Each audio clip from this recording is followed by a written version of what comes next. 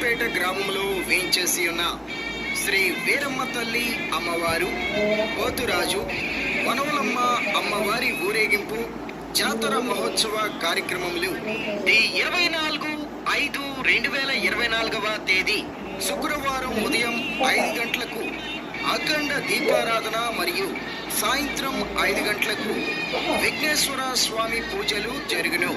ఈ 25/5/2024 తేదీ శనివారం రాత్రి 8 గంటల నుండి మేళ తాళములతో ఊరేగింపు కార్యక్రమం శారదాయిపేట, రాముడుపేట, అనంతాయిపేటలలో రాత్రి 8 గంటలకు ఊరేగింపు కార్యక్రమం ఎంతో గొప్ప వైభవముగా బయలుదేరును.